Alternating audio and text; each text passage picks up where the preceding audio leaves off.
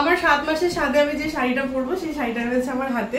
আগের দিন বিকেলে বাজারে গিয়ে কিনে নিয়ে এসেছিলাম, তো সেটা দেখানো হয়নি। এখন আমি যাব শাড়িটা ওই পার্টিকো করতে, ব্লাউজ বানাতে দিতে। তো ভাবলাম চলো একটুখানি ভিডিও বানাই আর দেখাই তোমাদের। আমি একটু কনফিউশনে পড়ে গেছি, সেটা হচ্ছে আমি দুটো শাড়ি কিনেছি, কোন শাড়িটা নেবো বুঝতে পারছিলাম না। দুটো পছন্দ হয়েছে, দুটোই নিয়েছি। তোমাদেরকে দেখাবো, ভোর যেদিকে বেশি পড়বে সেই শাড়িটাই আমি পরবো সারার দিন। তো চলো দেখাই শাড়িটা। তো সেই জন্যই ভাবলাম আরো দেখাই, যেহেতু একটা দিন বাকি আছে, ভিডিওটা আগে পোস্ট হবে। আর দুটো শাড়িরই ব্লাউজ আমি একসঙ্গে বানাতে দিয়ে দেবো। নিজে নিজে পছন্দ করে কিনেছি, জানি না কেমন হয়েছে। আর আমাকে বললো, মানে প্রথম যখন কিয়ান হয়েছে তখন তো করোনা ছিল, তখন স্বাদটা একটু অন্যরকম ভাবে হয়েছে, একদম ঘরোয়া ভাবে।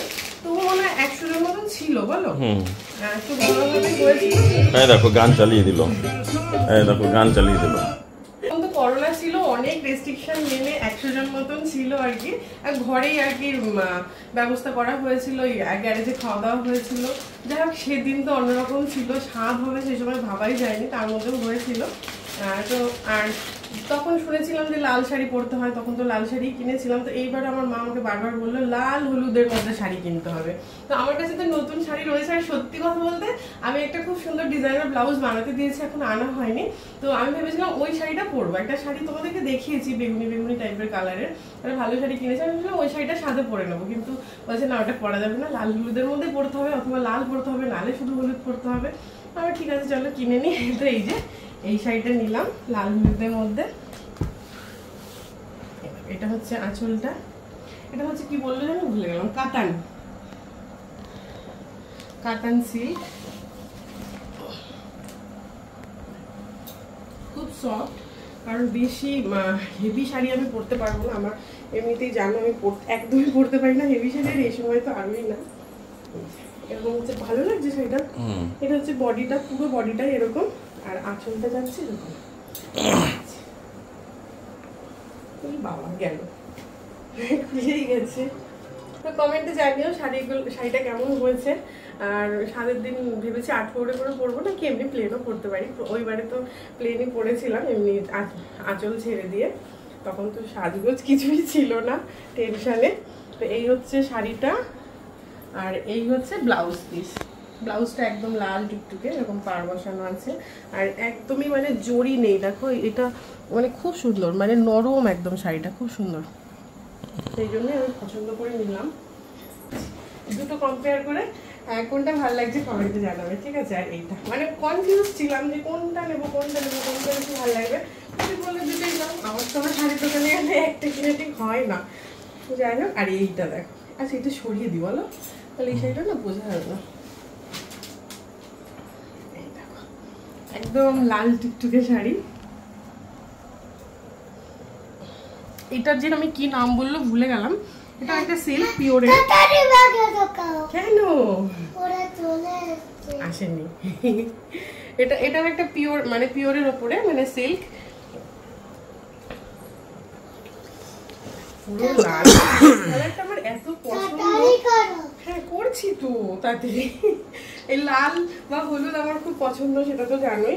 আর এই লালটা এত মিষ্টি লাগে, দেখো তাহলে আমার ছেলে আমাকে এত মানে ইয়ে করছে। ওর ফ্রেন্ড আসবে তো ওই জন্য। হ্যাঁ ওর ফ্রেন্ড আসবে এখন, ওই জন্য তাড়াতাড়ি করো তাড়াতাড়ি করো, এখন চলে আসবে এখন। এই যে এই শাড়িটা হচ্ছে এরকম একদম লাল টুকটুকে। সরো সরো বাবা, আমাকে তাহলে তাড়াতাড়ি করতে দাও, সর তাদের লেট হচ্ছে তো আরো। তো এই শাড়িটা আমি দিতে যাবো বলে আমি বললাম চলো একটু ভিডিওটা আমি করে নিই চট করে। দেখো হালকা বুটি আছে শাড়িটার ভেতরে। এটা হচ্ছে আঁচলটা, আর এই যে এই দিকটা এরকম বুটি আছে হালকা, পাড়টা দেখালে এটা বেনারসি শাড়ির মতন লাগছে খানিকটা। কি মা, শাড়িটা নষ্ট হয়ে যাবে, ওরম করে না। বাচ্চা নিয়ে ভিডিও করাটা খুব মুশকিল, কিন্তু তার মধ্যে যেহেতু ভালো লাগে একটু একটু ভিডিও বানাতে, তো চ্যানেলগুলো যেহেতু রয়েছে একটু তো দিতেই হবে ভিডিও, তাই না আপডেট। তো চলো ঠিক আছে, এই দুটো শাড়ি। আর এই রেড কালারটা কি মিষ্টি লাগছে না বলো?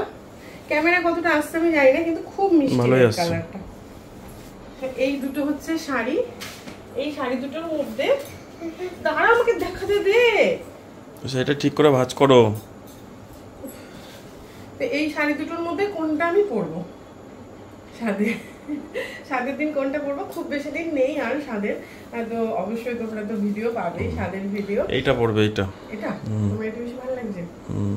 আর সবাই বলুক। পুষ্পা বললো রেডটা, পুষ্পা এসেছিল দেখালাম, বললো রেডটা বেশি ভালো লাগে। তাহলে এটাই পড়বে, সবার বেশিরভাগ যখন ওইটাই বলছে। দেখি কমেন্টে কি বলে সবাই, সবার তো সবাই দেখবে, দুটোই আমি ব্লাউজ বানিয়ে নিয়ে আসবো, তারপরে সবাই যেটা বলবে সেটাই করবো। ঠিক আছে, ভাঁজ করে নাও। যে দুটো সাদের শাড়ি তোমাদেরকে দেখালাম, তাহলে তোমরা অবশ্যই জানাবে কোনটা বেশি ভালো লাগছে, কোনটা আমাকে মানাবে। আর এইদিকে আসছে একটা জিনিস দেখাচ্ছি, ওই যে প্রদীপ, ওই যে ছেলে বলছে না ওর বন্ধু আসবে, তো সেই জন্য এই দেখো এবার একটু আগে ফোন করলো যে ওরা আসবে, ওর ফ্রেন্ড আসবে আর কি। তো যাই হোক, এবার আমাকে বারবার বলছে কিচ্ছু কিন্তু করবি না, কোনো ব্যস্ত হবি না, তাহলে আমি যাবো না, কিন্তু আমি কিন্তু পালিয়ে আসবো যদি দেখি ব্যস্ত হয়ে যাবো, যে না কিছু করবো না। তো কিছু তো একটু মিষ্টি মুখ করাতে হবে বলো, বাড়িতে আসছে। তো সেই জন্য প্রদীপ বললো তাহলে আমি একটু মিষ্টি নিয়ে যাই বা কিছু নিয়ে যাই, একটু আলো না কিছু আনতে হবে না। আর ও হচ্ছে মানে ওর ফ্রেন্ডের মা আমার হাতে পায়েস খেতে খুব ভালোবাসে, তো সেই জন্য আমি ভাবলাম একটুখানি চলো ঘরে গুঁড়ো আমল দুধ আছে, একটু পায়েস বানাই। তো এই যে পায়েসটা বানিয়েছি। কেন এমনি গরুর দুধ ছিল তো, ওইটুকুনি 1 কেজিও না, মানে 1 কেজির কম গরুর দুধ দিয়ে পায়েস হয়ে যেত। ঠিক আছে, গরুর দুধ ছিল তো। আর এই যে আমি বাটিতে বেড়েটা ঠান্ডা হতে দিয়েছি, কারণ পায়েস একটু ঠান্ডা না হলে ভালো লাগে না। ওরা ঢুকে যাবে এক্ষুনি, মানে রাস্তায় রয়েছে, ফোন করলো। চলো চলো দিয়ে তারপরে ওরা আসলে